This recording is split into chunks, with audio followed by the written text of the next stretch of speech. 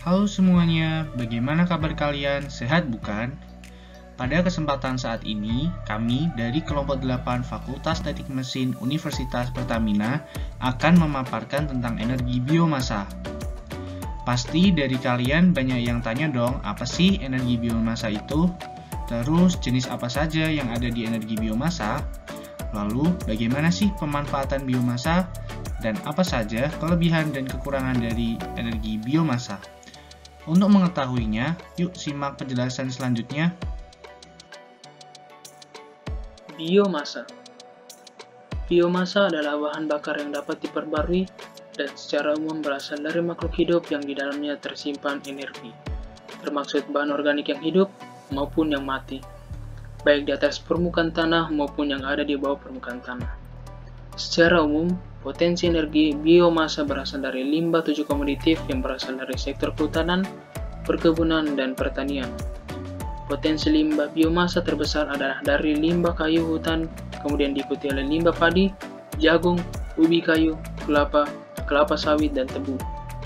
Potensi energi limbah biomasa di Indonesia diperkirakan sebesar 49.810 MW. Dari jumlah tersebut, kapasitas terpasang hanya sekitar 178 MW atau 0,36% dari potensi yang ada. Biomasa umumnya mempunyai kadar volatil relatif tinggi, sekitar 60-80% dibanding kadar volatil batu bara, sehingga biomasa lebih reaktif dibanding batu bara.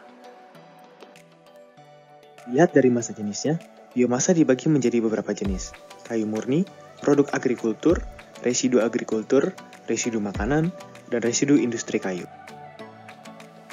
Yang pertama, kayu murni. Kayu murni yang digunakan adalah segala jenis kayu yang belum mengalami pengolahan. Sumber kayu ini bisa berasal dari proses arborikultur. Penggunaan kayu murni memudahkan kita untuk menentukan jenis bahan bakar yang mungkin berbahaya bagi lingkungan. Yang kedua, produk agrikultur. Produk agrikultur yang digunakan adalah produk yang tidak bisa dimakan dan yang biasa ditanam di marginal land yang dibuat khusus untuk menghasilkan biomasa. Tanaman yang digunakan dibagi menjadi dua jenis, tanaman herbasius dan tanaman berbatang. Tanaman herbasius dipanen setiap 2-3 tahun sekali, contohnya adalah bambu, dan tanaman berbatang dipanen 5-8 tahun sekali, contohnya adalah hybrid poplar. Yang ketiga, residu agrikultur. Residu agrikultur yang digunakan berasal dari stover. Stover adalah sisa ranting, daun, atau sekam. Stover yang digunakan biasa diambil dari tanaman jagung. Yang keempat, residu makanan. Residu makanan yang digunakan bisa dalam bentuk apa saja, dan yang biasa digunakan dalam bentuk basah. Residu makanan yang digunakan berasal dari manufaktur makanan dan dapat berupa buah-buahan, sayur-sayuran, atau sisa daging. Yang kelima, residu industri kayu. Residu industri kayu dapat berupa kayu murni atau yang sudah diolah. Dan yang biasa digunakan adalah serbuk gergaji, kulit kayu, ranting, ataupun dedaunan. Pemanfaatan energi biomasa. Keuntungan yang dapat kita peroleh dari pemanfaatan energi biomasa dalam kehidupan kita, selain sebagai sumber energi yang terbarukan, biomasa juga mempunyai keuntungan lainnya, yakni digunakan sebagai bahan bakar nabati, penghasil devisa negara, meningkatkan kualitas air, meminimalisir limbah organik, mengurangi polusi udara, dan ketergantungan terhadap bahan bakar fosil. Dari segi keuntungan, pemanfaatan energi biomasa bisa disimpulkan bahwa energi biomasa dapat meminimalisir resiko pencemaran lingkungan. Menggunakan energi biomasa sebagai energi alternatif tentunya dapat mengurangi tingkat metana yang ada di atmosfer. Seperti yang kita ketahui, semakin tinggi metana akan menyebabkan efek rumah kaca. Dengan menggunakan energi biomasa, tentunya ini dapat menurunkan resiko efek rumah kaca.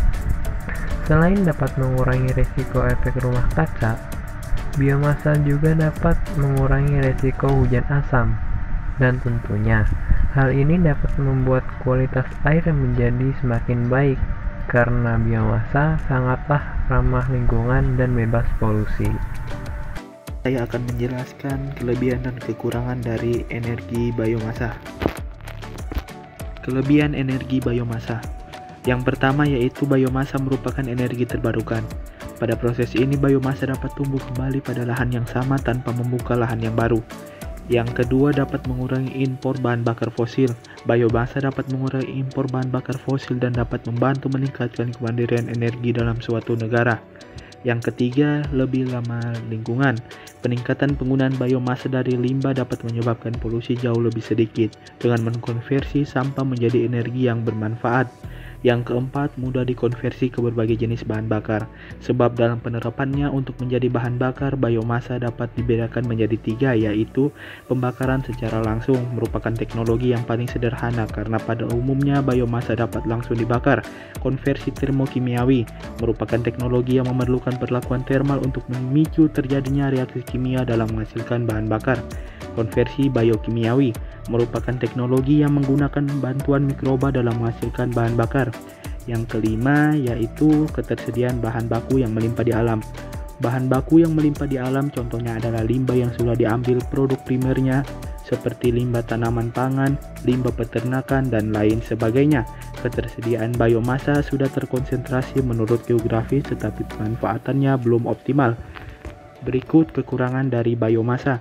Yang pertama, penggunaan kayu yang berlebihan membawa dampak buruk bagi lingkungan. Kayu masih menjadi sumber utama bahan baku dalam pengolahan biomasa dan lebih disarankan menggunakan limbah kayu, contohnya serbuk kayu, dan memberlakukan peraturan yang ketat berapa jumlah kayu yang dibakar dan proses pembakarannya yang harus diperhatikan. 2. Menggunakan banyak lahan. Penggunaan lahan yang berlebihan untuk biomasa dapat menyebabkan berkurangnya lahan untuk menanam tanaman pangan yang membawa dampak buruk dalam ketahanan pangan nasional. Yang ketiga yaitu banyak memakai teknologi yang kurang efisien. Penggunaan biomasa untuk diubah menjadi bahan bakar menggunakan mesin-mesin canggih yang di dalam proses pengoperasiannya memakan biaya yang besar sehingga membawa dampak yang buruk terhadap pendapatan suatu perusahaan. Yang keempat dapat menyebabkan deforestasi. Penggunaan biomasa dapat membawa dampak buruk bagi kelangsungan flora dan fauna yang ada di alam, contohnya deforestasi. Deforestasi merupakan pembukaan lahan secara besar-besaran yang di dalamnya terdapat penghilangan unsur hutan yang bertujuan untuk penggunaan lahan pertanian, peternakan, dan lain sebagainya. Yang kelima, pada proses pembakaran membawa dampak buruk bagi kesehatan. Proses pengolahan biomasa juga membawa dampak yang serius pada kesehatan, khususnya pada pernapasan manusia. Partikel ultrafin merupakan partikel yang dihasilkan dari emisi asap pembakaran. Ia dapat masuk ke dalam alveolus paru-paru melalui sistem pernapasan, sehingga dapat terbawa ke dalam sistem peredaran darah dan ditransfer ke ginjal, sehingga dapat menyebabkan kerusakan organ pada ginjal.